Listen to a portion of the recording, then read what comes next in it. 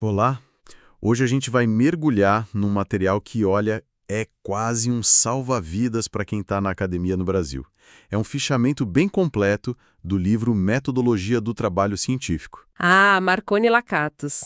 Um clássico, né? Exato. Marina de Andrade Marconi e Eva Maria Lakatos. A gente está falando aqui da 9ª edição, de 2021, da editora Atlas. Um guia, assim, essencial para quem pesquisa ou só quer entender melhor como a ciência funciona por aqui. Então, a nossa fonte hoje é esse resumo, esse fichamento que pega os pontos principais do livro. E a nossa missão aqui, qual é? É tirar o ouro desse resumo, sabe? Entender os pilares da metodologia científica que elas apresentam. Acho que é uma conversa super útil para quem está começando um TCC, ou está no mestrado, doutorado. Com certeza. Ou até para quem já tem experiência, mas quer, sei lá, revisitar os fundamentos. Nunca é demais. Perfeito. Então tá, vamos lá. Por onde a gente começa a desembalar isso?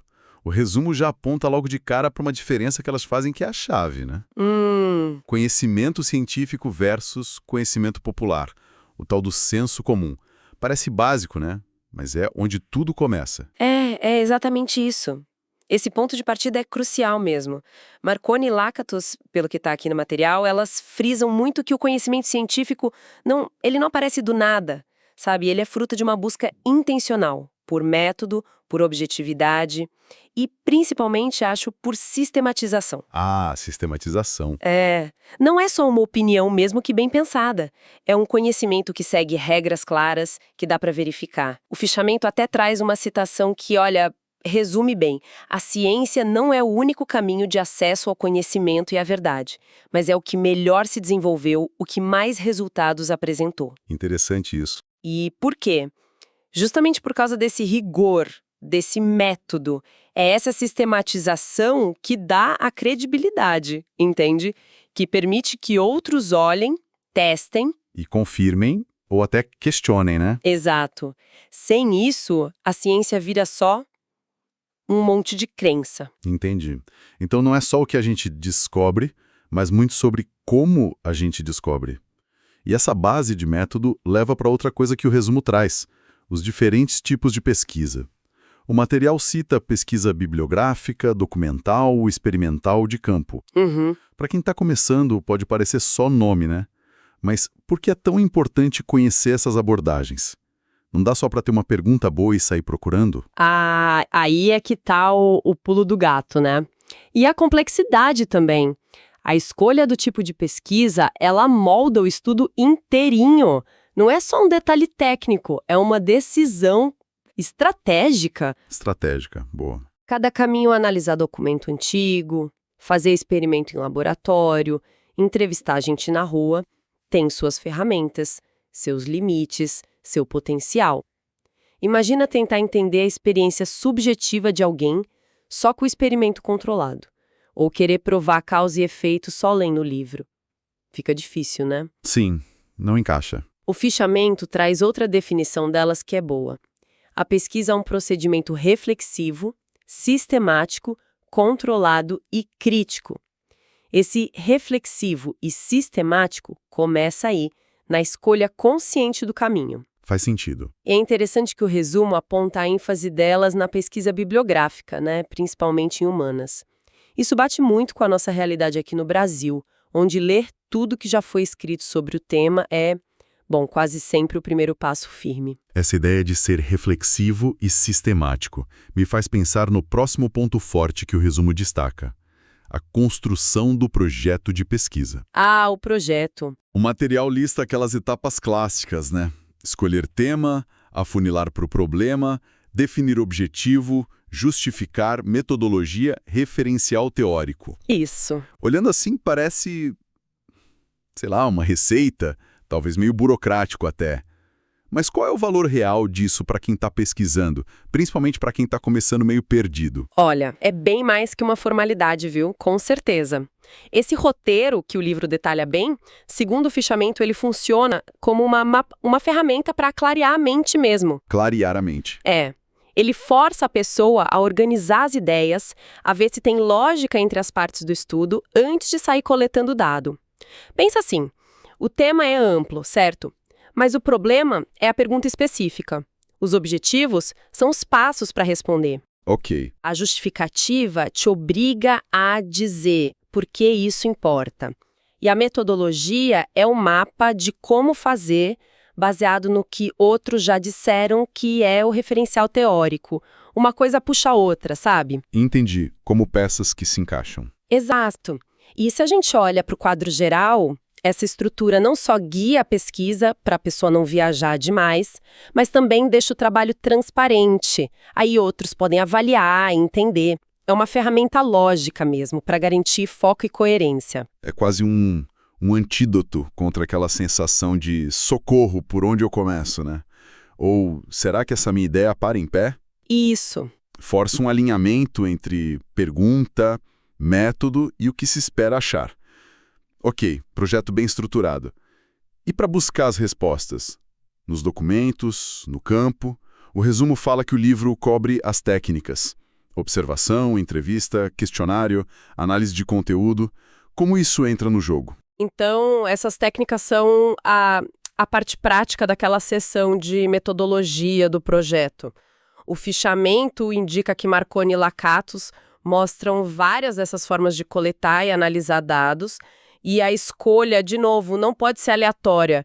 Ela tem que vir direto dos objetivos e da natureza do problema. Certo. Se você quer entender como um grupo age no ambiente dele, talvez a observação participante seja o caminho. Se precisa medir a opinião de muita gente, um questionário bem feito pode funcionar. Entendi. Se o lance é sacar o significado mais fundo num discurso, numa fala, aí talvez análise de conteúdo, análise do discurso. O ponto principal, que parece que o livro reforça, segundo o resumo, é que cada técnica tem seu forte e seu fraco. O pesquisador tem que conhecer para escolher bem e justificar, né? Não basta dizer, vou entrevistar. Tem que dizer por quê, que tipo de entrevista, para responder aquela pergunta dentro daquele referencial. Faz todo sentido. A ferramenta certa para o serviço certo. E depois de coletar, analisar, aí vem a hora de contar a história, né? Mostrar o que achou. O resumo diz que o livro detalha a estrutura padrão do trabalho científico. Aquela famosa introdução, desenvolvimento, conclusão. A tríade clássica. Mas também as partes mais específicas, revisão de literatura, metodologia, resultados e análise.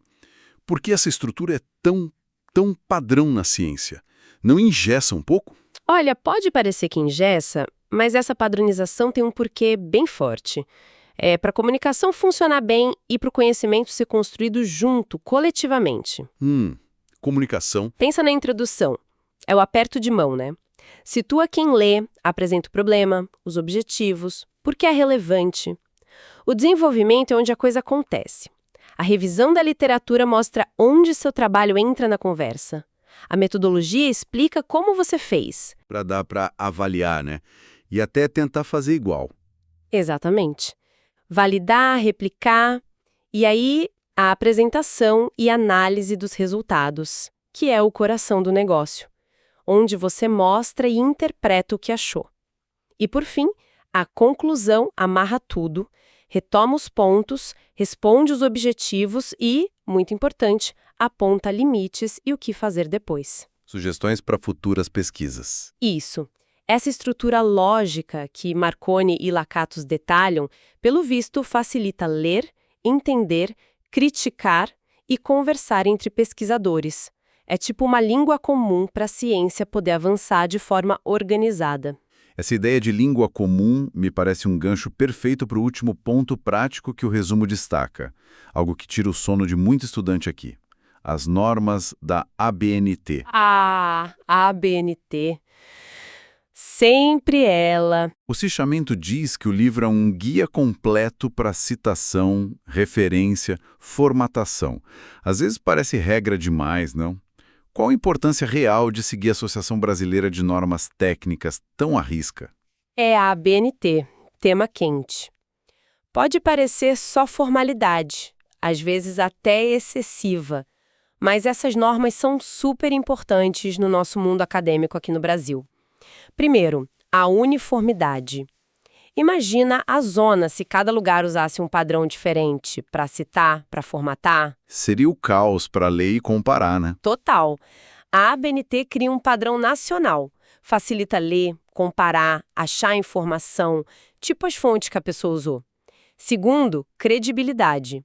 Seguir a norma mostra que o autor conhece as regras do jogo, que o trabalho foi feito com seriedade, com atenção. Sinaliza profissionalismo. Isso.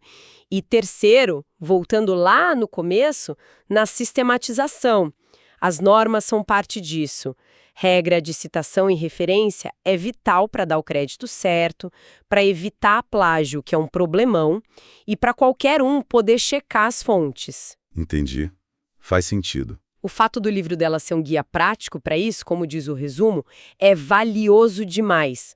Porque dominar a BNT é, na prática, uma habilidade essencial para pesquisar no Brasil. Então, se a gente junta tudo isso que o fichamento trouxe sobre Marconi e Lakatos, o que a gente vê é um manual muito, muito robusto mesmo.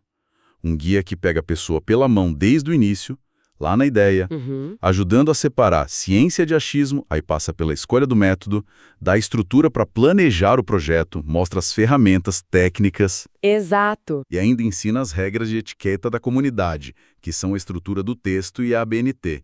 E o resumo ainda faz questão de dizer que a linguagem delas é clara, didática, o que ajuda muito num campo que pode ser bem árido, né? Sem dúvida. Não dá para negar o alívio que um guia assim pode dar, né?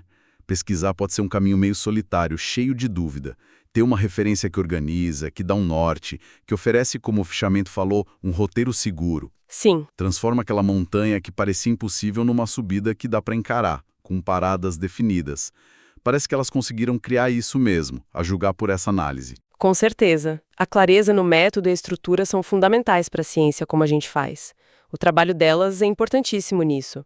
Mas sabe, aproveitando essa nossa conversa sobre a importância do método, da estrutura, das normas tipo a BNT, isso me faz pensar numa coisa, talvez para quem está ouvindo refletir um pouco também. Considerando essa ênfase toda na padronização, nesse seguir o roteiro certinho, até que ponto será que essa adesão tão rigorosa, quase uma camisa de força metodológica às vezes, não pode acabar, ironicamente, limitando a própria descoberta? Interessante. Limitar a descoberta. Como assim? Será que o foco tão intenso na forma, na estrutura que se espera, no método que já é consagrado, será que isso em alguns casos não acaba inibindo um pouco a criatividade? Desencorajando umas abordagens mais, sei lá, ousadas, diferentes, talvez mais arriscadas, mas que poderiam trazer um olhar realmente novo, uma coisa inesperada? Entendi.